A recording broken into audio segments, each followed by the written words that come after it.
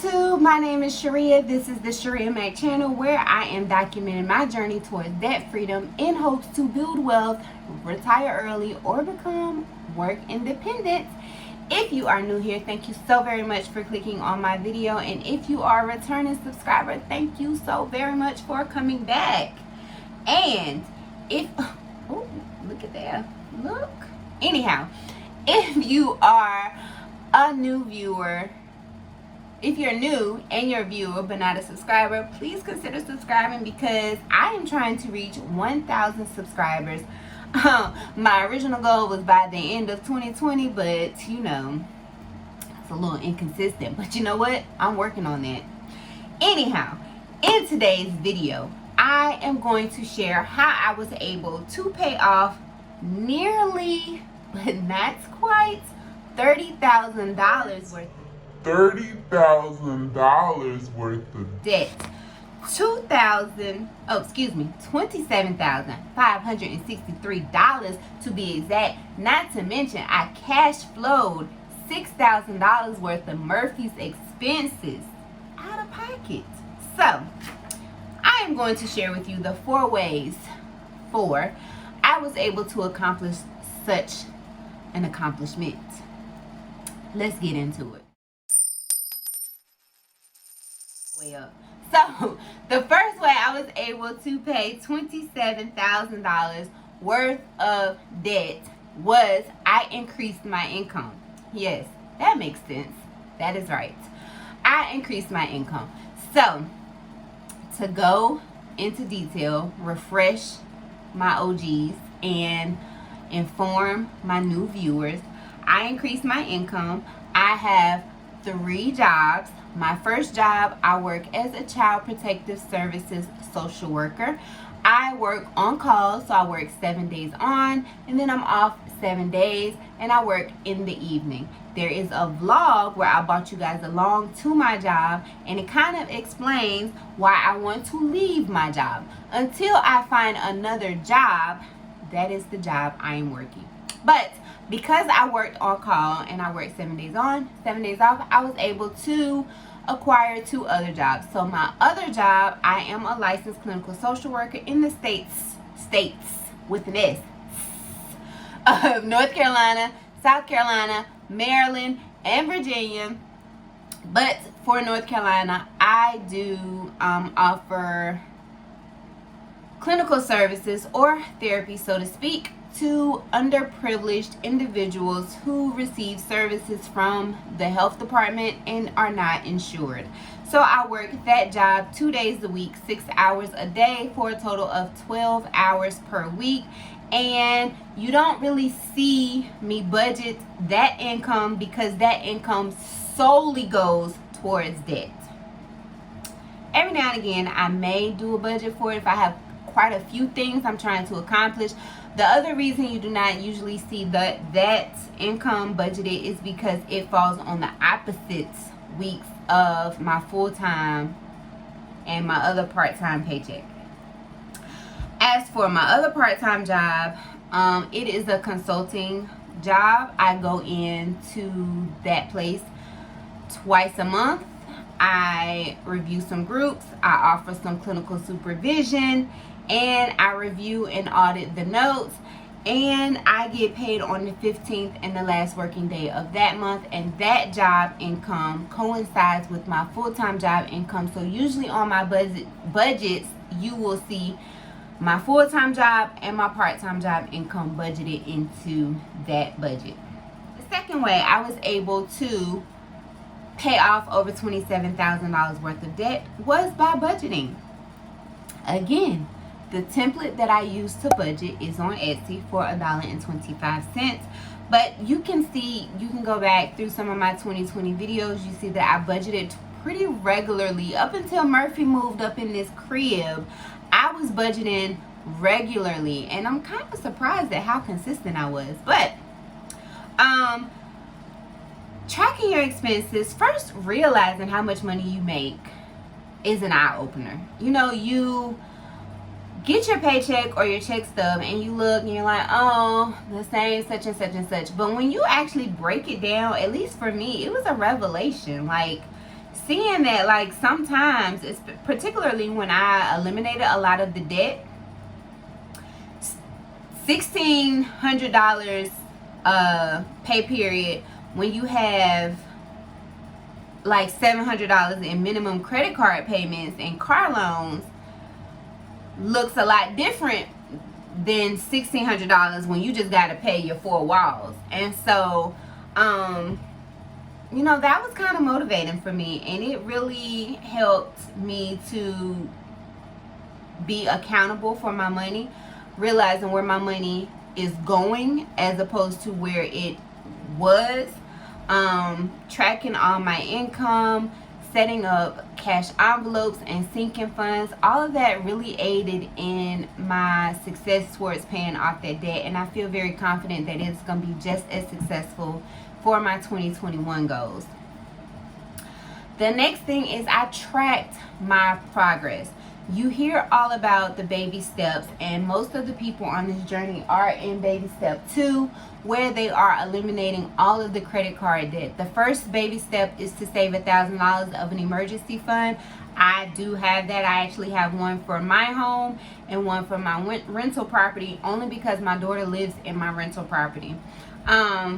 So I do have $2,000 of an emergency fund, but baby step 2 is where you line up all your debts from smallest to largest, and you start off paying whatever you can pay extra towards your smallest debt. You pay that, and then you continue to roll those minimum payments into your snowball, so that your snowball is building and building and building and building and building until you're able to make larger amounts and eliminate debts much faster. This has been the most effective way in paying off debt. This has always been how I usually pay off debt, although if you look back at my numbers, I am paying my Amex over my Lowe's card, and I explain as to why, but I do have I'm gonna work on that. Anyhow, the Snowball Method in eliminating debt in baby step 2 has been very effective, and that is the method I am using. But not only that, when you track your progress, as you start to strike through those debts and those balances, and you've gone from like 2 pages full of credit cards and minimum payments to 2 lines, it really makes you feel very successful. And I too will be tracking my progress on this channel. In 2020, I kind of just I talked about my focus debt, and then I came back on when that debt was paid off. But I'm gonna try and figure out a way I can more successfully track that debt and engage my audience. I did download Monet's Money, her debt trackers. I like the way she tracks her debt, and so I downloaded those, and I will be incorporating them into my progress. The last thing is I cut expenses. Cutting your expenses can be very successful, and it's always important that you have the why in front of you at all times. It has to always be at the forefront, because when you're having a really crappy day, and for me, I like to eat my feelings. So when I'm able to say, when I'm having a crappy day and on my way home are my 2 favorite restaurants, Bojangles and Chick-fil-A. On my way home, there is no way around seeing them. So when I'm having a really crappy day, but I'm able to say, no, I want to save $5,000 so that I can open a 401k with Fidelity, because I want to reach fire, or I want to become debt free so that I can have an extra $600 in my check, because I don't want to have to work till I'm 67 years old.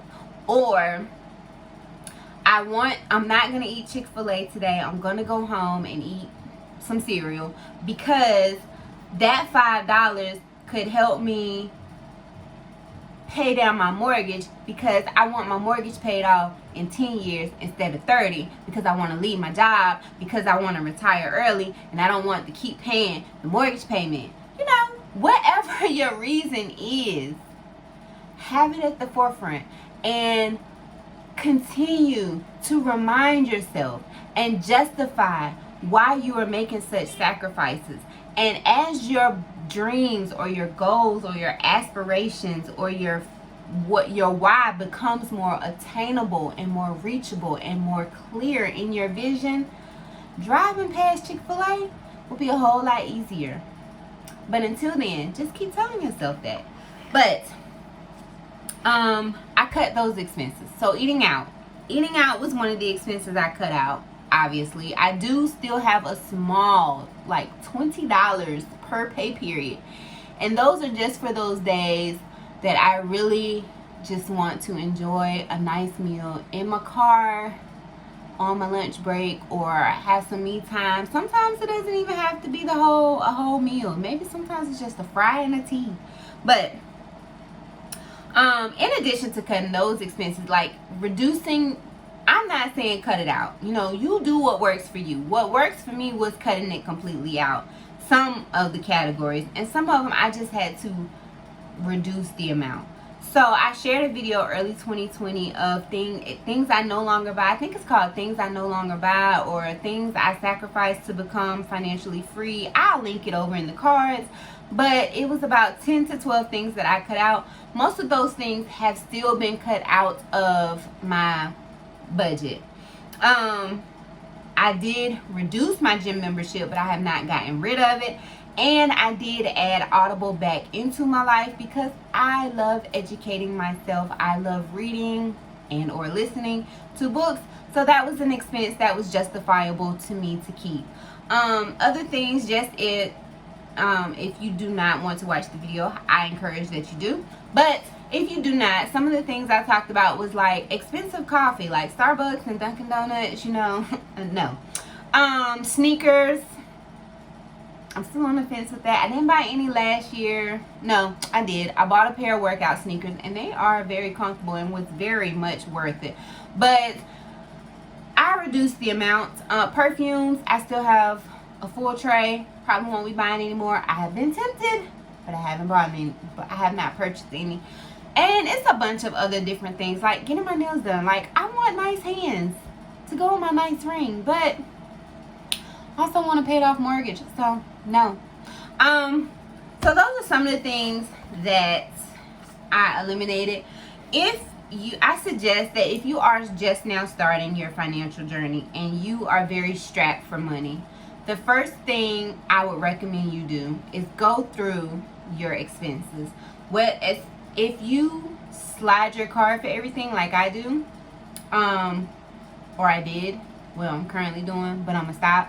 But if you slide your card, if you're able to go through like the last 2 to 3 months of your expenses, print out your bank statements, get you some different color highlighters, and go through and mark. When you start to see that, you think, oh, $6 here, $4 for breakfast, $2 for lunch, $6 for dinner. You think in the day-to-day it's not that expensive, but when you go through a month and you see that you spent $1,000 in eating out and $1,000 worth of groceries, like, make it make sense, sis. Because if you eating $1,000 worth of food but you spend $1,000 worth of groceries, something's not getting eaten around in these parts, and you might want to rethink that. So, I would suggest you start there when you're trying to develop a budget. I will be sharing some more tips in another video of how to set up a budget. Or, well, what I think I might do is I'll either go over, when I am doing my budget, successful tips on how to develop your budget, or I would just do a whole separate video on how to set up a budget. Comment down below if you would like to see that, or which one you would like to see. And that is it. Those are my 4 tips on how I was able, or my 4 steps on how I was able to eliminate over $27,000 worth of debt in 2020. Just a brief recap, I increased my income by getting another job. I have also set up some streams to eventually earn passive income by developing my Etsy shop and starting my YouTube channel. And then I also have a small skincare business, which is why you see all this packing and ingredients and stuff all back here. But then I budgeted all my income and I tracked my progress, and finally I cut my expenses. Comment some more ways down below that you were able to eliminate debt in 2020, and any of those things that you would like to, that you will also be incorporating into 2021. Let's get that discussion started down in the chat box for any new people who are on their journey starting 2021. First of all, congratulations to you. On the other hand, I've been on this journey for a while, and I am anxious to see what I am able to accomplish in 2021. If you are interested in following my journey, making sure I am knocking down this debt and accomplishing my financial goals, then make sure you hit the subscribe button and share this video with anyone you think is helpful. That is the end of this video. Please do remember that the debt-free journey is indeed a journey, not a destination, and stay tuned for my follow-up video of my first paycheck budget for 2021. Catch you in the next one.